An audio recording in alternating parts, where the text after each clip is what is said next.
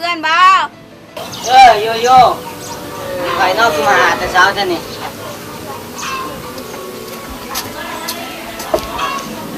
เจ้านี่บ่มีเรื่องยังเลยคือมาคอยเพื่อนก็มีแล้วเอ้าเดินมา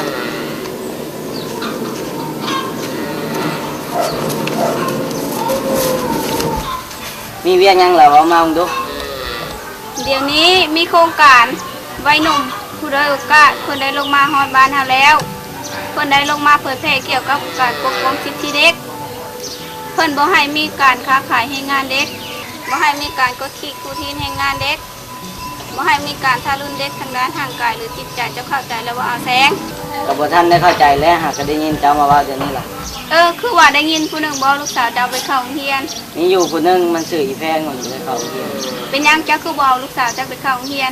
มันบ่มีคนเฮ็ดเวียกเพื่อนการชาตินี่แหละเนี่ยเจ้าเด้แล้วเราบ่เฮ็ดเนี่ยค่อยกันอาจารย์จะให้ลูกเจ้าไปเข้าโรงเรียนเด้อถึงน้อยเพิ่นให้จบประถมได้ค่อยก็ว่าใช่มันไปเข้าอยู่อาจารย์ค่อยเมื่อกันเด้อค่อยมีเวียกกับเจ้าเท่านี้ล่ะ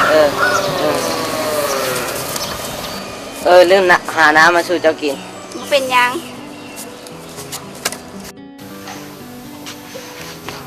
ไปไปแล้วมันสวยแล้วได้คือได้ยินไผมาเว้านำเมื่อกี้นี่หาบ่แม่นผู้สาวบ่จะอย่าสนใจเลยเรื่องบ่เป็นเรื่องไป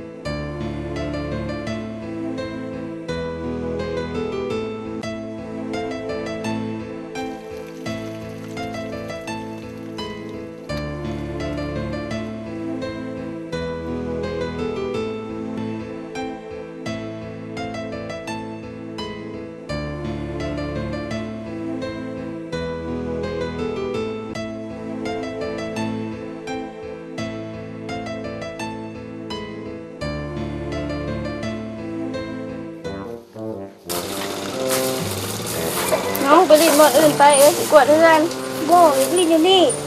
ติดไผ่มีปัญหาบอกสิบอกอีกโคร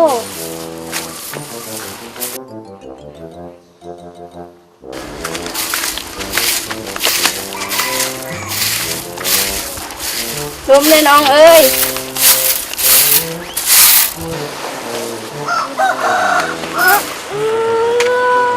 น้องเป็นอย่างน้องเจ็บเจ็บเย็บแห้งบ่มิดเบาให้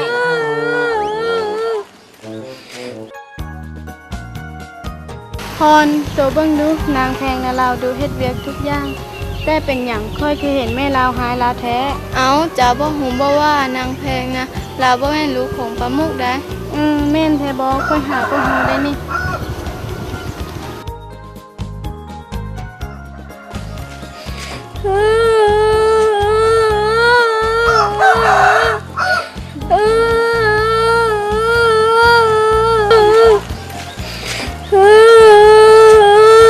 แพงไปลิ้นนำกันบ่ได้ไปดอกเวียเพื่อนคอยก็หลายอีกหนึ่งน้องคอยก็เจ็บตีนฉันก็ไว้มื้อหน้าเนาะโดย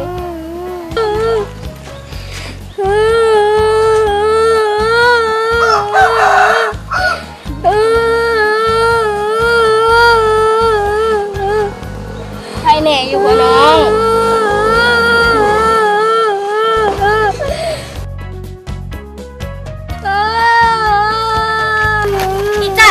อย่างจังให้ไผ่เฮ็ดกับมึงชุดน้องล้มในอย่างแพงเขาบริสุทธิ์น้องล้มเองถือว่าเดี๋ยวนะดูติดมาน้ำพ่อนี่มันก็เป็นคือพ่อมันทั้งนั้นมันบ่คืออีใจดูหัวแก้วหัวแหวนของกูแม่ลูกเจ็บนะเบิ้งแม่สิจัดการมันให้แม่จัดการลูกแค่ไหนเด้อ มันลดหน้าอีนี่ถึงแม่นิสัยมันคือกับแม่มันมีพิษนี่เอาอีกเฉพาะ เบิ่งแม่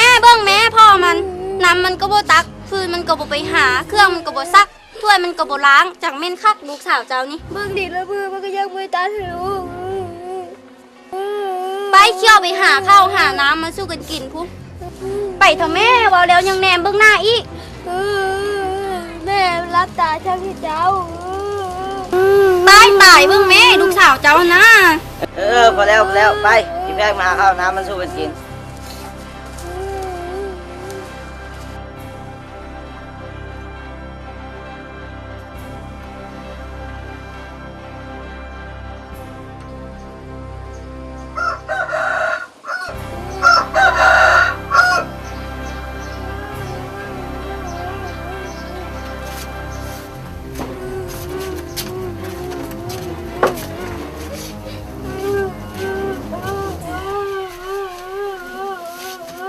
โทษตีนอีกล่าแตกง่ายป่านขุมพุ่นนะเบิ่งแม่เด้อ อ้าวพี่ยอตีนที่หน้าแม่แล้วลูก บอกเป็นหยังตีนมันแข็งแหง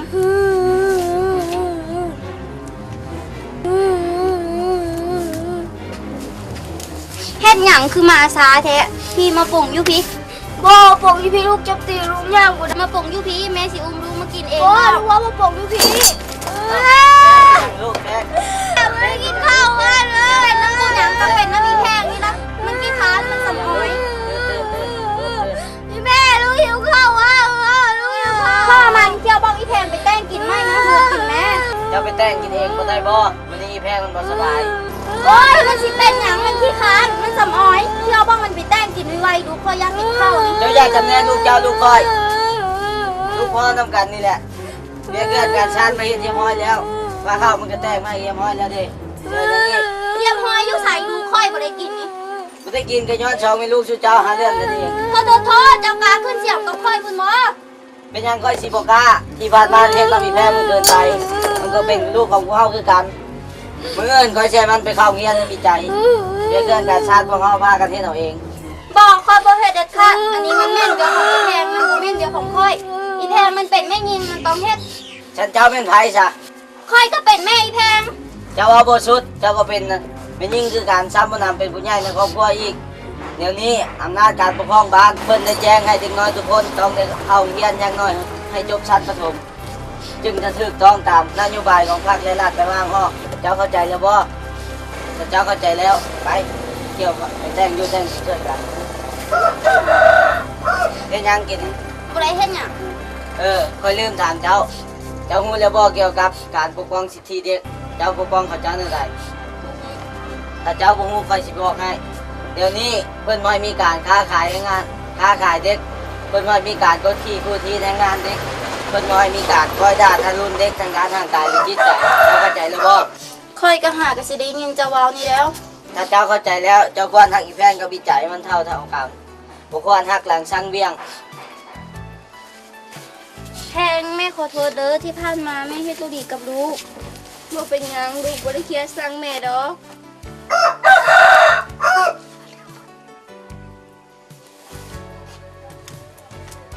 แพงค่อยดีใจนำเจ้าเด้อที่ครอบครัวเจ้ามีความเข้าใจกัน โดยค่อยก็ดีใจคือกันอ้าวคือก่อนหอมกันดีแท้สามแม่ลูกนี่ยินดีนำเด้ออาแซงที่ครอบครัวเจ้าถูกต้องปรองดองกัน ขอบใจเด้อที่เจ้ามาแนะนำข้อยวางเช้านี้ เจ้าก็เป็นหยัง แม่ลูกฮักแม่ลูกก็ฮักแม่คือกันแม่ก็ฮักลูกคือกัน พ่อได้สาบ่ฮักบ่ พ่อก็ฮักคือกัน เจ้าได้สาเฮ้ยบ่ฮักค่อยบ่ ก็ฮักคือกันนั่นล่ะใส่เด้อถ้ากินข้าวนำกันก่อน เจ้าก็เป็นหยังค่อยข้าวเวียกไว้มื้อหน้าเด้อ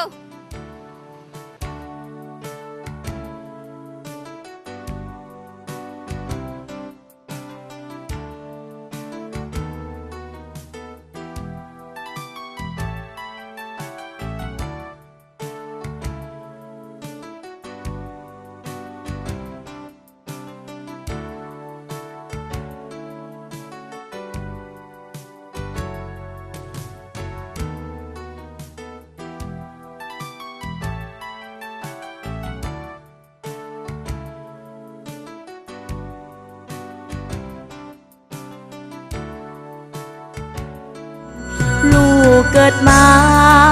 แขนขาลอยลาตาทีหัวโปกกลลีโหยภัยพยาธิโลกกวน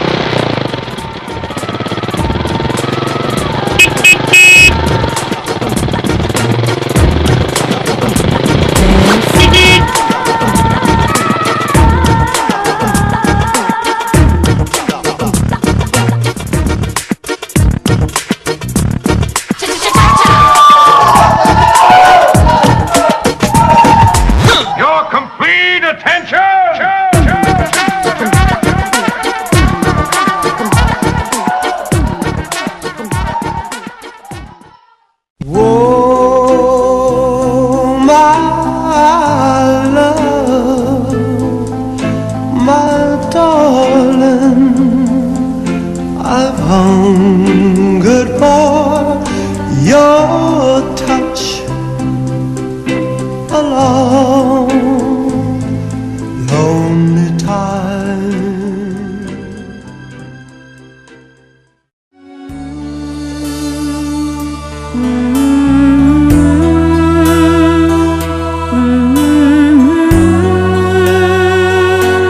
Suốt còn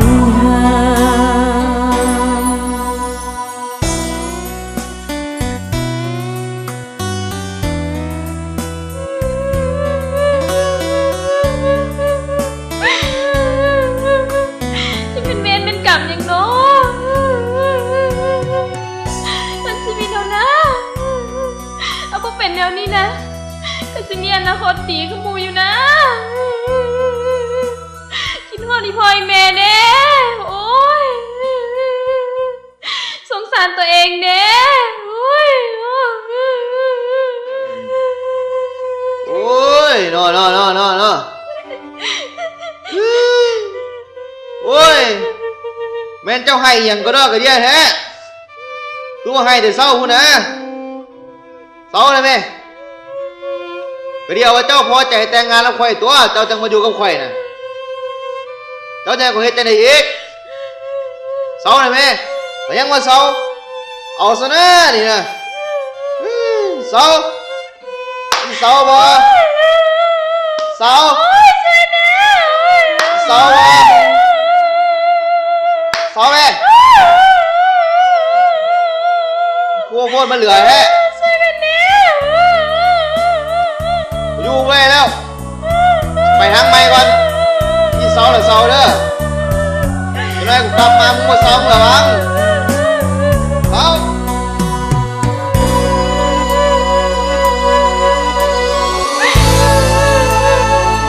เป็นเวรเป็นกรรมอย่างน้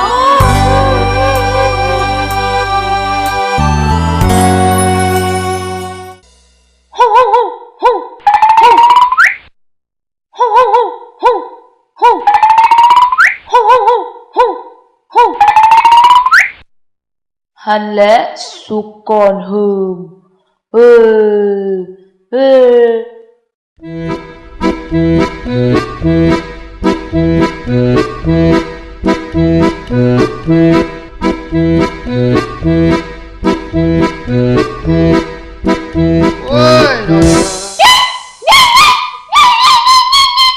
ยมากับพ่อมาเนาะเตะมาสุดหน้านี่นะหันและสุกก่อนหืม เวสุกรเฮิม เฮ้ยมึงอยังมาว่ากูนี่วะเอ็งน้อยนี่เนาะไอ้นี่เลยกูเอาสิวะ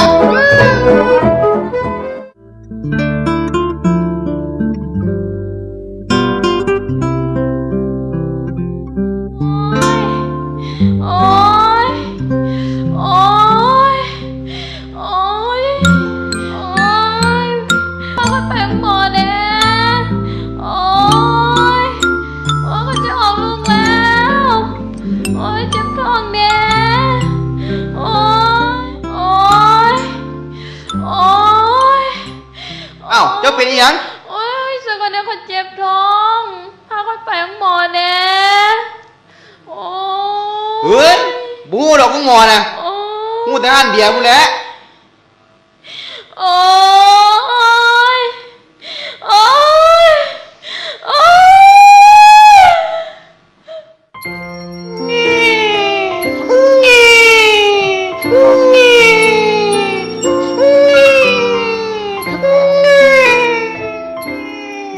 เฮ้ยเสียงอีหยังเสียงอีหยัง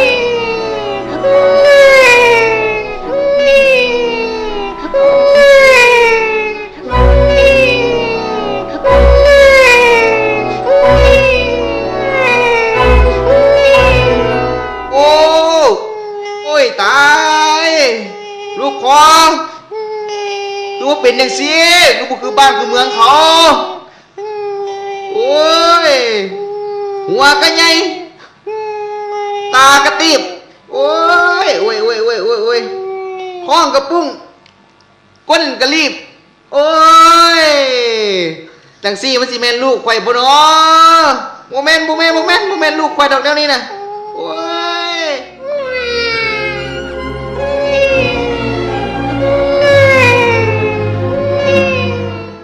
เอานี่นี่เอาลูกเจ้านี่เอานมมันกินแน่เฮ้ยมันให้คือใจจะขาดนี่เบิ่งแม่หันเฮ้ยย่านนมเหี่ยวซะบ่ลูกบ่ให้มันกินเฮ้ยเอาซะมันเนาะนี่เนาะบ้าเฮ็ดหยังก็บ่เป็น เอานี่ กินนี่แหละ เกิดมากับบุคือลูกบ้านหลานเมืองเพิ่นเอากินเข้าไป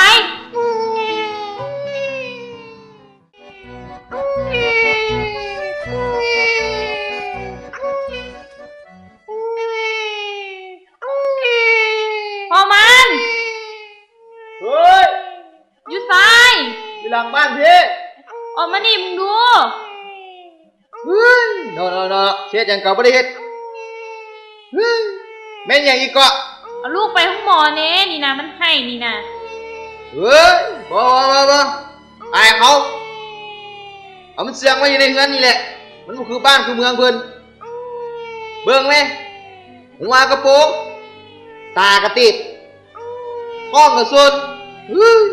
ก้นกระรีบเฮ้ยบ่คือข่อยจักดีเป็นอันนี้ตายได้ก็ดีเบิ่งข่อยมานี่รอปานดาราพุ่นนะ ข้าเจ้ามาหาข่อยกับลูกท้องกับป้ากันซะข้าเจ้าว่าจังสิน่ะ ป้ากับป้าแห้งมากบ่ได้สอนจากดิสิเอาแฟนเก่าพุ่น โอ๊ยเนาะอยากตายเด้เนาะเอากินมึงสิเม็ดบ้าเอากินนี่ สิงลิงสิงลิงสิงลิงสิงอีพอชิงอีหลาคำแพงน้อยแก้มแดงหน้าแพงแท้แท้